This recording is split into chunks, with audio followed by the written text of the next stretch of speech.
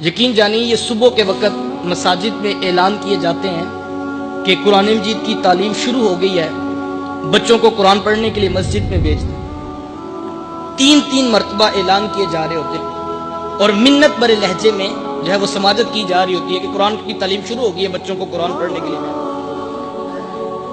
تو اس وقت دل خون کے آنسو ہوتا ہے کہ یہ وقت بھی امت پہ بانا تھا، کیا قرآن اتنا ہی ہلکا رہ گیا تھا کہ اس کے لیے منت اور ترلے کیے جا رہے ہیں؟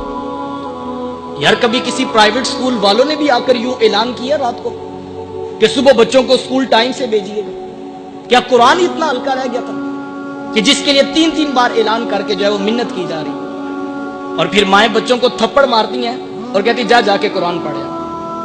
بچے کی آنکھوں میں آنسو ہوتے ہیں، میلے کچیلے کپڑے اس نے پہنے ہوتے ہیں اور بعض اوقات رات کپڑوں میں پیشاب کیا ہوتا ہے اور وہ انہی ناپاک کپڑوں میں مسجد کی طرف آ رہا ہوتا ہے اور ہاتھ میں اس کتاب کا پارا ہوتا ہے جس کے بارے حکم ہے لا یمسہ الا المطہرون، اس کو بے وضوئی کی حالت میں چھو بھی نہیں سکتے۔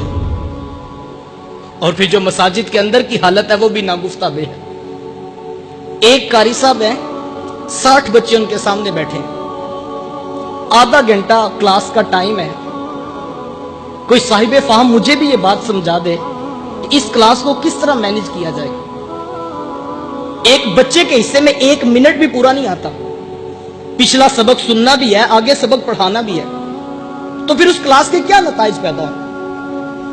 میں اپنی آنکھوں سے دیکھا فیصل آباد میں ایک قاری صاحب، تو 100 سے اوپر بچے جو ہے وہ ان کے سامنے بیٹھے ہوئے اور وہ کہہ رہے تھے کہ 15 منٹ تو حاضری لگاتے میں مجھے گزر جاتے، اور میں نے مسجد کی انتظامیہ سے کہا کہ وہ ایک حافظ صاحب اور ایڈ کر دے، کم از کم چلو سارے بچوں کا سبق روٹین میں سنا جا سکتا۔ لیکن مسجد والے کہتے ہیں کہ نہیں جی آپ نے اسی میں چلانا ہے، جو بھی چلانا، ہم الگ سے بندہ افورڈ نہیں کر سکتے۔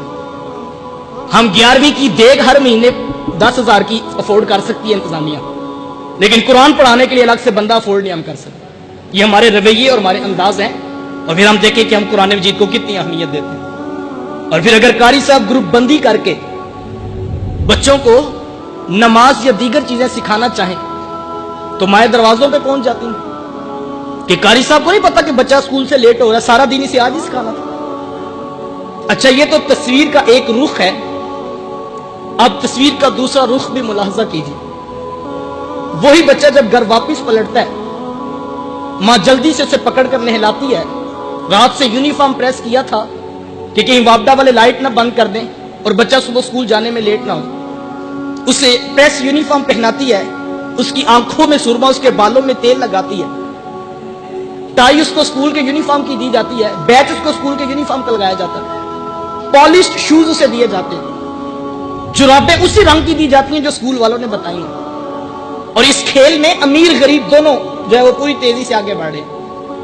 میں نے غریب ماؤں کو بھی دیکھا جن کے بچے کے پاس صرف ایک شرٹ ہے، تو ماں آتے ہی بچے کو پکڑ کر وہ پکڑتی ہے، شرٹ اتارتی ہے اور سرف میں ڈبو دیتی ہے کہ صبح میرا بچہ صاف یونیفارم پہن کے جائے اسکول۔ اور پھر شام کو مائیں کتابیں، پینسلیں، ربڑ شارپنر تک خود مائیں دیکھتی ہیں کہ کوئی چیز گھر نہ رہ جائے اور بچہ صبح اسکول میں پریشان نہ ہو۔ میں نے ان پڑھ ماؤں کو دیکھا ہے جن کو نہیں پتا کہ کاپی اور کتاب اور سبجیکٹس کتنے ہیں، لیکن وہ بھی انگلیوں پہ انہوں نے کتابوں کی تعداد اور کاپیوں کی تعداد گنی ہے، وہ رات کو پوری کر کے سوتی ہے۔ ربڑ شارپنر خود اس کے بیگ میں رکھتی ہے، صبح اٹھ کے لنچ باکس اس کے بیگ میں رکھا جاتا ہے، واٹر کین اس کی بغل پہ لٹکائی جاتی ہے، باپ اٹھ کے اس کا ماتھا محبت سے چومتا ہے، 10 روپے خرچی اس کی جیب میں ڈالتا ہے، اس کو اٹھا کر بائک پر بٹھا کر محبت بھرے لہجے میں باتیں کرتا ہوا اسکول چھوڑ کر بھی آتا ہے، اسکول سے لے کر بھی آتا ہے۔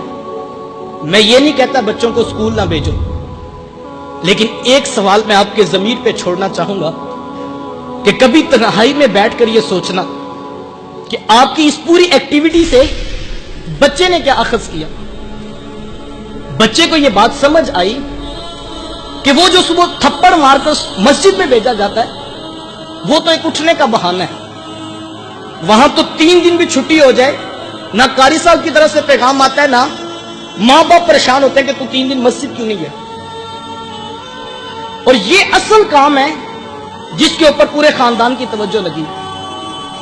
باپ خرچی بھی دیتا ہے، ماتھا بھی چومتا ہے، ماں پیار کرتی ہے، اسکول جاتے وقت جو ہے وہ خوبصورت لباس دیتی ہے، صاف ستھرے جو ہے وہ کپڑے دیتی ہے، عید والے دن بھی چچا تایا بھی ملاقات کریں تو پہلا سوال پوچھتے ہیں تیری کلاس میں پوزیشن کون سی آئی ہے؟ تو اس کو سمجھ آئی کہ اصل کام یہ ہے جس پر پورے خاندان کی توجہ لگی.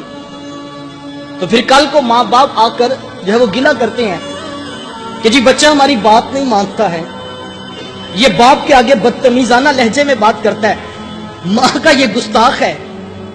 باپ کی آنکھوں میں آنسو ہوتے ہیں اور وہ کہتا ہے کہ میں جو ہے وہ 16 گھنٹے محنت کر کے اس کی فیسیں بھری ہیں اور آج یہ دوستوں کو تو ترجیح دیتا ہے لیکن اس کی نگاہوں میں باپ کی کوئی عزت نہیں ہے. تو میں کہتا ہوں جناب آپ کیوں خفا ہو رہے ہیں؟ آپ نے جس چیز کی فی پے کی ہے وہ رزلٹ کارڈ تو آپ اٹھا کے دیکھ لیں. آپ کیوں پریشان ہے کہ آپ کی محنت ضائع ہوئی؟ آپ کی محنت نہیں ضائع ہوئی. آپ نے فیس دی ہے کیمسٹری پڑھانے کی, فزکس پڑھانے کی, بایو پڑھانے کی, ریاضی پڑھانے کی. تو آپ رپورٹ کارڈ دیکھ لیں, وہاں پر تو پرسنٹیج 80 سے تجاوز کر رہی ہے. آپ کہتے ہیں یہ میری بات نہیں مانتا, یہ ماں کے ساتھ بدتمیزانہ لہجے میں بات کرتا ہے.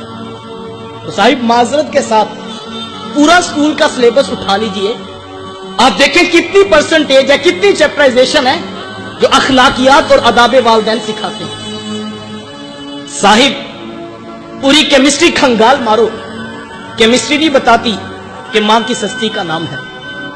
فزکس کے سارے اصول ایک پلڑے میں ڈال لو, فزکس کا کوئی اصول نہیں بتاتا کہ باپ کی سستی کا نام ہے. یہ سبق فزکس, کیمسٹری اور بایو نے نہیں پڑھانا تھا, یہ سبق یا تو رب کے قرآن نے پڑھانا تھا یا محمد کی میٹھی بولی نے سنانا تھا. لیکن ہم نے نہ بچوں کو قرآن پڑھایا نہ بچوں کو حدیث پڑھائی, اور نتیجہ وہ مانگ رہے جو قرآن اور حدیث سے پیدا ہونا تھا. رضا اللہ فی رضا الوالد و سخط اللہ فی سخط الوالد. میرے آقا ارشاد فرماتے ہیں کہ جس شخص کا باپ راضی ہے میں محمد اس کو ضمانت دیتا ہوں اس کا عرش کا رحمان بھی راضی ہے, اور جس کا باپ ناراض ہے اس کا عرش کا رحمان بھی ناراض ہے. کیا خیال ہے جس نے یہ لہجہ اور یہ 10 ماں کی گٹی میں اور باپ کی آغوش میں حاصل کیا ہو تو مجھے بتائیں کیا کبھی اسے اس کا لہجہ ماں باپ کے ساتھ آگے تلخ ہو سکتا ہے؟ چونکہ اس سے پتا اگر یہاں آواز اور لہجہ اونچا ہوا تو عرش کا رحمان ناراض ہو جائے. اس ویڈیو کو شیئر ضرور کریں, ہو سکتا ہے آپ کے ایک شیئر سے یہ بات کسی کے دل میں اتر جائے.